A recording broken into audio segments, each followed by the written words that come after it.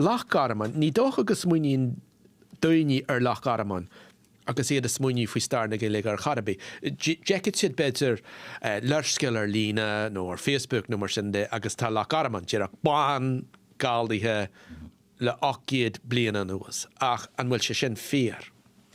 No, go bonúsach níl sin fear chorbe, níl sin fear chorbe, Wallart in Éire tá fear. Go pointe Irish.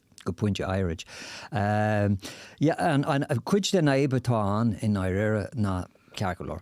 Hánig na hAngla-Normannaigh ar tús go Loch Garman. Hánig siad I dír ag banú sa chéad dul síos agus an dara dul síos hánig siad I dír naci le dún dónil anam na haide. Agus fi siad an ó hin. Ar nói spórcach I má bháthair, so bunim sé lá fósta sin muid ar fád híos a Loch Garman mar leis go tá cuid dar sínsir in an Angla-Normannaigh go cinnte dearafa. A cibéir be go bonúsach nóair a tháinig na Angla-Normannaigh rinú éireacht nach mór an chontae ar fad áil seis cinál faoin an únéireacht. Is fearlam sa únéireacht áil in anad smacht am leis go sa marní honan únéireacht agus smacht I gcónaí. Agus rinn siad éireacht tá sé sin le rianú sa star. A cuid den éib atá an nóair smuoiníonn daoine faoi chontae Loch Garman agus smuoiníonn siad faoin Béarla agus faoin na hAngla-Normannaigh.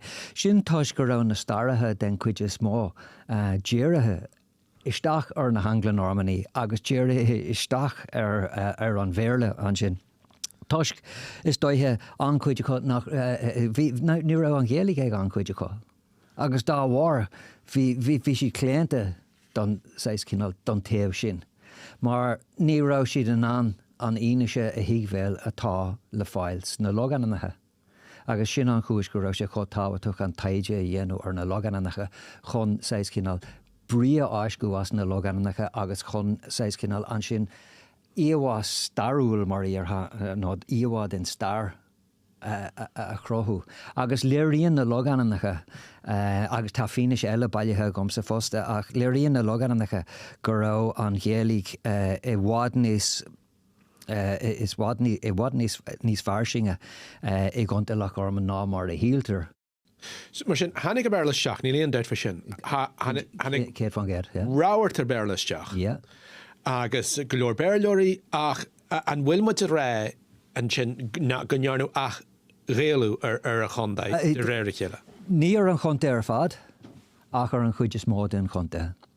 Agus ní bheith sé ceartlar ach ar gur baníú an Gaeilge an chontae ar fad agus an sin gur an Gaeilge is sé an rud am leis go sa dúir dalar a hála ná glach na hAngla-Normannaigh sellab ar an chuid den chontae. Néir éirí lá sa túisceart in Oran na dála ach sa chuid eile den chontae d'éirí lá ach Gaeilge nó an céad sampla atá gomsa de Angla-Normannaigh atá Gaeilge mar íortha tagann sé sin á tríide agus a chuig tá chur síos ar dur bhanam William Boy Neville sin William Bui sin an las anam a bhí ar Bui Neville ó Bhaile Conwy sin Ballycanoe sa Béarla.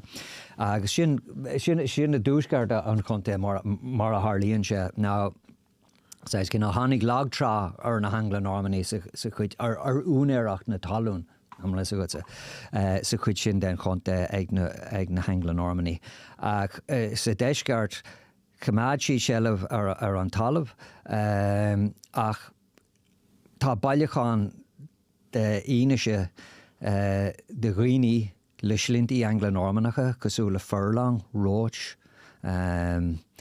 agus tá las anam na Gaeilge acu sin sa 6 uisteag, 7 uisteag tá William Ray Roach sin Illiam Réach sin Rívach Ray Illiam Way Roach Illiam no Walter bhí an gam leiscéil tá David Cícrach Roach sin Cícrach Dábhí Cícrach de Roiste agus tá anchuid de gohairis de winter de winter de Roiste agus de winter furlong Ga me leiscail tá siad san is léir go raibh siad Thar a bheith Gaeilge.